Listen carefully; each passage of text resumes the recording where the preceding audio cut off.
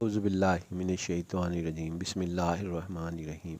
देखिए जी, आज हम लेक्चर शुरू करने जा रहे हैं, lecture of series discrete mathematics, या इसका दूसरा नाम डिस्क्रीट स्ट्रक्चर है।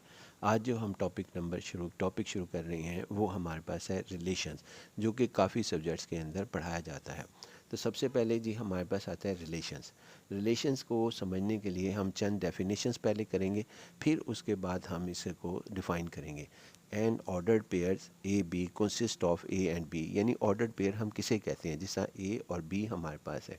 सेकंड ये कि जिस तरह एग्जांपल हमारे पास कि कोई भी फर्स्ट एलिमेंट रखते हैं, इसको फर्स्ट एलिमेंट कहते हैं, इसे सेकंड एलिमेंट कहते हैं। कॉमे के बाद लिखा होता है। मिसाल के तौर पर कोई भी दो एलिमेंट्स को आप इस तरीके से लिख दें। मसलन मैंने लिखा अली और बैट। अली नेम है, नेम ऑफ द बॉय है, और बैट जो सा है ये एक टूल है स्पोर्ट्स का। उसके बाद मिल्क काउ, कोई भी इनका आपस में कोई भी रिलेशन हो सकता है, जैसा कि कार और वॉशिंग मशीन। इसी तरह हमारे पास एग्जांपल हमने दी है कि 1 3 इंटीजर का भी होता है आपस में रिलेशन, लेकिन फ़िलहाल वो कैसे होता है उसको हम बाद में डिस्कस करेंगे। लेकिन अब हम डिस्कस करें कि ये ऑर्डर्ड पेयर हैं 2 7 0.5 3 और इसी तरह की आप जितनी मर्ज़ी एग्जांपल जो है वो यहाँ पर बना सकते हैं। Are all examples of the ordered pairs. उसके बाद इसमें कुछ शराइत हैं, कंडीशंस हैं। वो हमारे पास कंडीशंस क्या हैं कि ये पॉइंट नोट कर लें कि ए बी, अगर हमारे पास एक ऑर्डर पेयर है, वो ऑर्डर पेयर बी ए के इक्वलेंट नहीं होता। यानी अगर ए बी हमारे पास है, इसको रिवर्स कर दें, यानी जो सेकंड पोजीशन पर है उसको फर्स्ट पोजीशन पे ले आएँ, और जो फर्स्ट पोजीशन है उसको सेकंड पोजीशन पे ले आएँ, तो वो दोनों आपस में इक्वल नहीं होते। इसकी एग्जांपल और भी हमारे पास है कि जी 1 2 अप टू 1 के इक्वलेंट नहीं होता। यानी फर्स्ट एलिमेंट, ये इसका फर्स्ट एलिमेंट इक्वल नहीं है, यानी यहाँ पे फर्स्ट एलिमेंट इस ऑर्डर पेयर में 1 है, इस सेकंड 2 और 1 में और फर्स्ट एलिमेंट 2 है। इसी तरह ये 2 सेकंड पोजीशन पर है, यहाँ पे सेकंड पोजीशन पे 1 है। 2 और 1 इक्वल नहीं है, 1 और 2 इक्वल नहीं है। Similarly 3 7 7 3 are not equal order pairs. 1 7 और 7 1 7 आर इक्वल पेयर।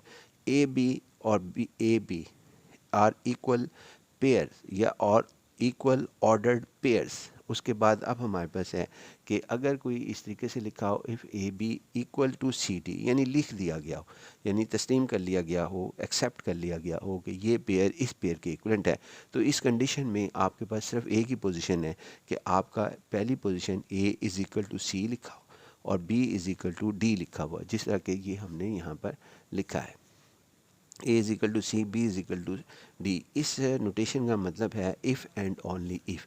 इसको ऐसे पढ़ते हैं, इस नोटेशन को, इफ़ एंड ओनली इफ़, के चाहे ये बात ट्रू हो, यानी कि ये वाली बात ट्रू हो या ये बात ट्रू हो, दोनों बातें जो सी हैं साइमल्टेनियसली ट्रू होंगी। अगर इसको ट्रू माना जाए तो फिर ये ट्रू होगी, अगर इसको ट्रू माना जाए तो फिर ये ट्रू होगी। यानी अगर A B is equal to C D तस्लीम किया जाए, एक्सेप्ट किया जाए कि ये ट्रू है, तो फिर हम लिख सकते हैं A is equal to C और B is equal to D.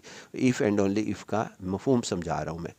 और अगर A is equal to C और B is equal to D लिखा हुआ हो, तो इसको अगर आप जो है इस फॉर्म में लिख सकते हैं, तो ये दोनों एक दूसरे में कन्वर्ट हो जाती हैं। तो इसके बाद ये कि हमारे पास एक ये बड़ा अहम क्वेश्चन है जो कि बहुत दफ़ा एग्ज़ाम के अंदर सेट हुआ है, find the X and Y, कि आप x और y की वैल्यू फाइंड आउट करें। यहाँ पे फाइंड a और b भी हो सकता है, लेकिन अगर यहाँ पे x और y लिखा है तो 2x plus Y 3x minus 2y is equal to 1 और 5। इसको यहाँ पर ये हमारे पास इसके इक्वलेंट लिखा जाएगा। तो इसके करने का तरीक़ेकार बड़ा सिंपल सा है कि आप इस तरीके से करें, 2x प्लस वाई, ये पेयर, यानी इस सवाल को हमने यहाँ लिखा। अगर फिर उसके बाद ये फर्स्ट जो पोजीशन है 2x प्लस वाई, इसकी फ़र्स्ट पोजीशन के इक्वलेंट होगी by definition of the ordered pair. तो ये 2x plus Y is equal to 1, 3x minus 2y is equal to 5। इसमें से y की वैल्यू निकाल लें, वाई की वैल्यू फाइंड आउट की और इसके अंदर जो है वो हमने इसकी सब्स्टिट्यूट कर दी वाई की value 3x minus 2 1 minus 2xy, ये वाई की वैल्यू इस जगह पे सब्स्टिट्यूट की। लेकिन इसके अंदर आप एक से ज़्यादा मेथड जो है वो यूज़ कर सकते हैं एक्स और वाई की वैल्यू को फाइंड आउट करने के लिए। मसलन आपका जो आपने पिछली क्लासेस में पढ़ा क्रैमर रूल पढ़ा है वो रख सकते हैं, आप एलिमिनेशन मेथड कर सकते हैं, आप इसके अलावा सब्स्टिट्यूशन मेथड कर सकते हैं। मैं सब्स्टिट्यूशन मेथड कर रहा हूँ, इसके अलावा भी हमारे पास मेथड जो है वो मौजूद हैं। ये देखें जी, हमारे पास इसमें y इज इक्वल 1 - 2x और फिर उसके बाद इसको सॉल्व किया हमने 3x - 2 + 4x is equal to 5, 7x is equal to 5 + 2 -2 को उधर ले गए, x इज इक्वल टू 1। ये वाली वैल्यू हमने इसमें सब्स्टिट्यूट कर दी तो आपके पास y इज इक्वल टू 1 - 2 1 और y is equal to -1। X Y जो ऑर्डर्ड पेयर है हम ये कह रहे हैं कि 1 - 1 हमारे पास इसका आंसर है।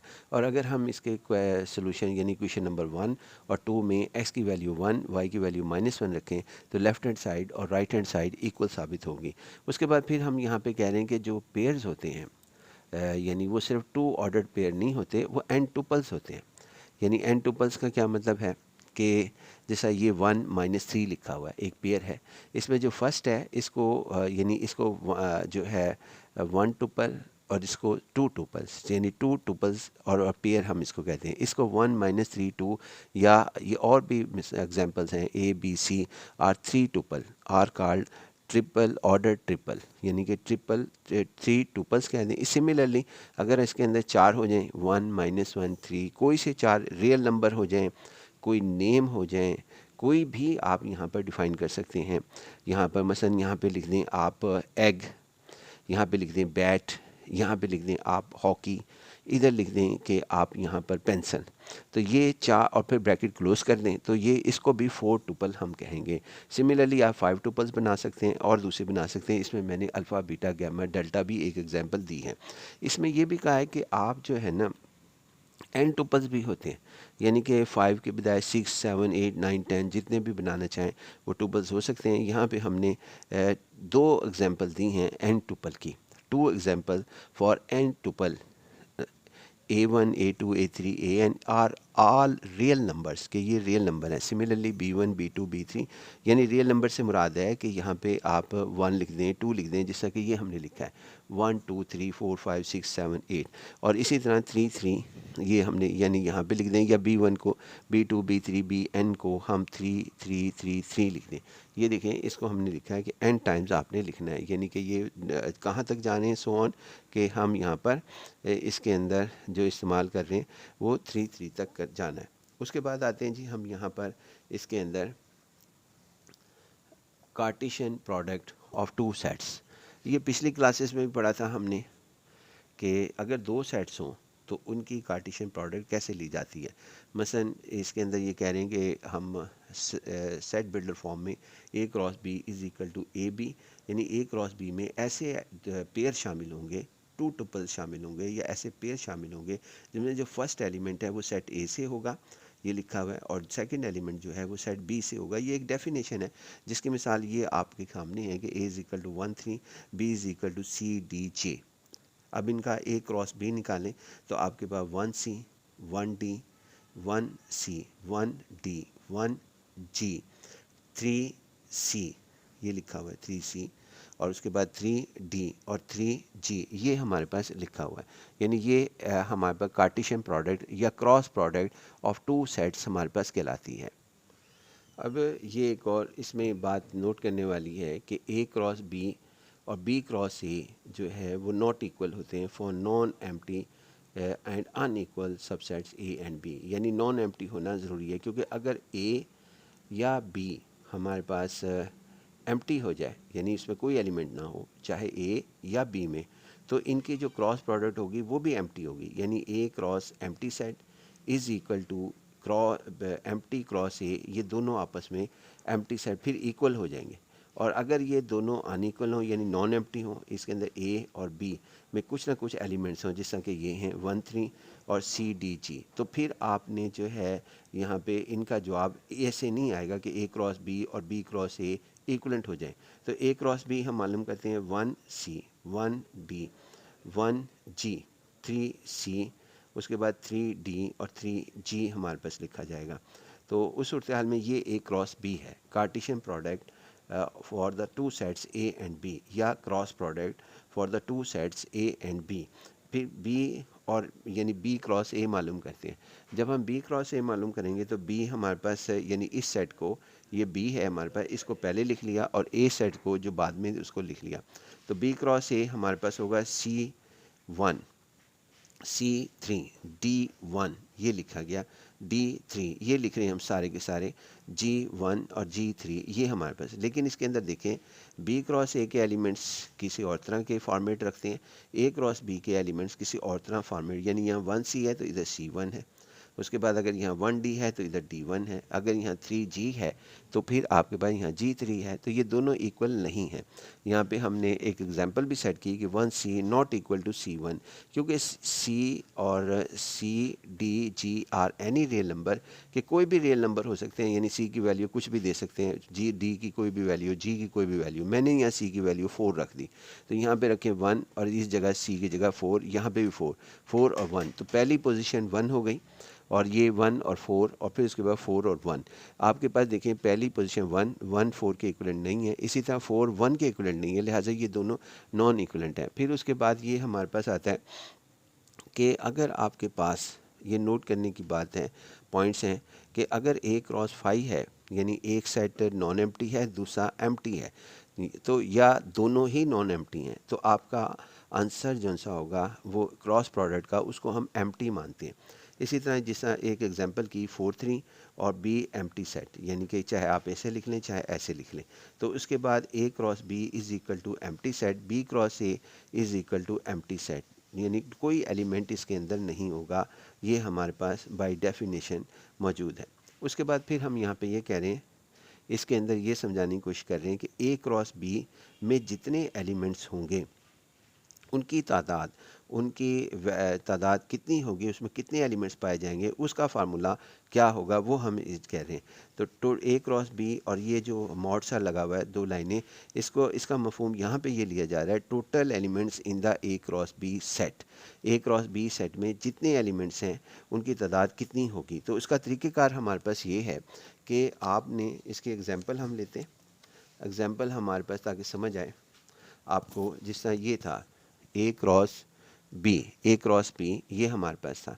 इसके अंदर देखें यहाँ पर A क्रॉस B में कितने एलिमेंट्स हैं, 1C को हम एक एलिमेंट मानते हैं, यानी इसको 1 को एक एलिमेंट, 1D को सेकंड एलिमेंट, 1G को थर्ड एलिमेंट, इस तरह पेयर गिने 1 2 3 4 5 6, ये 6 हैं।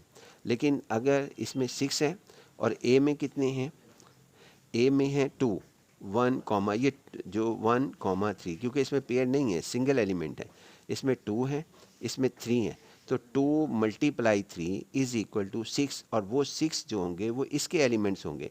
यानी टोटल तादाद कैसे फाइंड आउट करेंगे कि सेट A में कितने एलिमेंट्स हैं, सेट B में कितने एलिमेंट्स हैं, इन दोनों को मल्टीप्लाई कर दें तो A क्रॉस B की जो तादाद है कि कितने एलिमेंट्स में पाए जाएंगे वो हमारे सामने आ जाएगी। यही बात हमने यहाँ पे लिखी है मैथमेटिकल के total elements in the A cross B set is equal to total element in the set A multiply total element in the set B। ये मल्टीप्लाई है, क्रॉस नहीं है, ये क्रॉस है। उसके बाद ही आगे हम यहाँ पर ये लिखते हैं, जिसकी मिसाल मैंने ये बताई कि A क्रॉस B जो अभी एग्जांपल ली, उसमें जो टोटल A क्रॉस B में एलिमेंट्स हैं वो 6 है और सेट A में 2 एलिमेंट हैं, सेट B में 3 हैं, इन दोनों को मल्टीप्लाई करें तो आंसर 6 आ जाता है। फिर उसके बाद हमने कहा कि यहाँ पे एक पॉइंट और डिस्कस कर रहे हैं कि जो कार्टेशियन प्रोडक्ट है वो लिमिटेड नहीं है कि वो सिर्फ 2 सेट्स के अंदर ली जाए, यानी कि हम ये कहना चाहते हैं कि आप, ये ज़रूरी नहीं कि आप सिर्फ और सिर्फ A क्रॉस B में ही कार्टेशियन प्रोडक्ट ले सकते हैं। यानी ये देखें, ये आप 3 सेट्स में भी ले सकते हैं, 5 सेट्स में भी लिख सकते हैं, मोर देन 2 सेट्स में आप जो है कार्टेशियन प्रोडक्ट ले सकते हैं, यानी 2 से ज़्यादा, 3 4 5 6 up to n sets. Limited हमने ज़रूर रखा हुआ है इसको। तो यहाँ पर आपने जिस तरह मिसाल के तौर पर A cross B cross C है, तो इसके अंदर जो ऐसे पेयर ऐसे 3 टुपल्स शामिल होंगे जिसमें फ़र्स्ट एलिमेंट A जो है वो सेट A में से होगा, यही बात यहाँ लिखी हुई है, और सेकंड एलिमेंट जिसका नाम हमने B रखा हुआ है वो सेट B में से होगा, और थर्ड एलिमेंट जिसका नाम हमने C रखा हुआ है वो C में से होगा। इसकी ये यानी कि हमने ये कहा है, इस लाइन को हम सच डैट कंसिडर करते हैं। उसके बाद ये एग्जांपल ली A1 2 B3 4, ए सेट में 1 2 एलिमेंट्स हैं, बी में 3 4 हैं, सी में 5 6 हैं और डी में ए हैं, यानी 4 एलिमेंट्स ले लिए। पहले मैं 3 का करूँगा, 2 का करूँगा, फिर 3 का करूँगा, फिर 4 का कार्टेशियन प्रोडक्ट लूँगा, यानी कि Cartesian product of the 4 sets हम डिस्कस करेंगे एग्जाम्पल के साथ। तो हमारे पास ए क्रॉस बी 1, ये लिख फाइंड आउट कर रहे हैं, ए क्रॉस बी 1 3 1 4 2 3 और उसके बाद 2 4, ये लिख दिया हमने। उसके बाद फिर हम 3 एलिमेंट्स का कर लेते हैं, ए क्रॉस बी क्रॉस सी। तो हमारे पास ये आएगा, यहाँ पर ये 1 3 इसको ज्वाइन करेंगे इसके साथ, 1 3 1 5, ये देखें 1 3 5। उसके बाद फिर 1 3 को ज्वाइन करेंगे 6 से, ताकि हम ए क्रॉस बी क्रॉस सी मालूम कर सकें।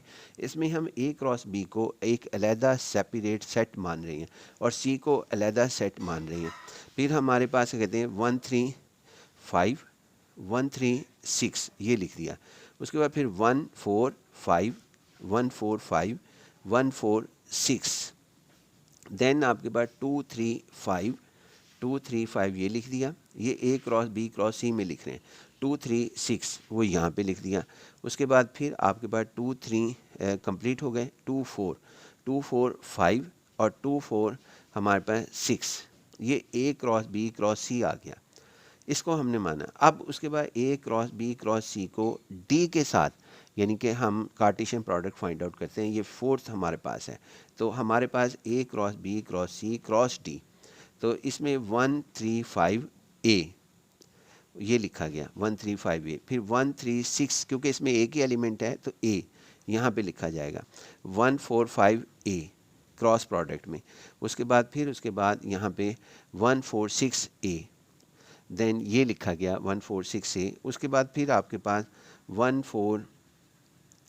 4 जो है ये हमारे पास 6, फिर उसके बाद 2 3 5 ए 2 3 6 ए 2 4 5 ए और 2 4 6 ए, ये लिखा गया। हमने सारे ही एलिमेंट इसके लिख दिए। अब ये Cartesian product for the 4 sets की एक एग्जांपल हमारे पास जो है वो हमने आपको दी।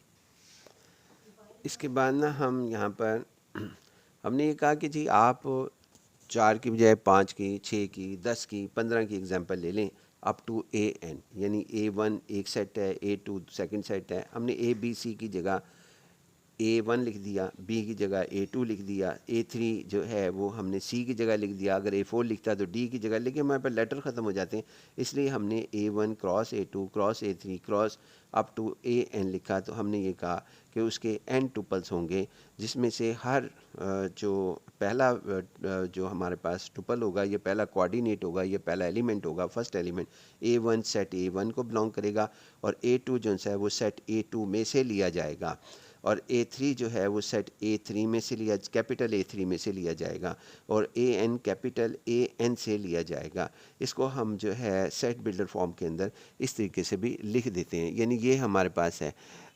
बाकी इंशाल्लाह नेक्स्ट लेक्चर में। अल्लाह हाफ़िज़।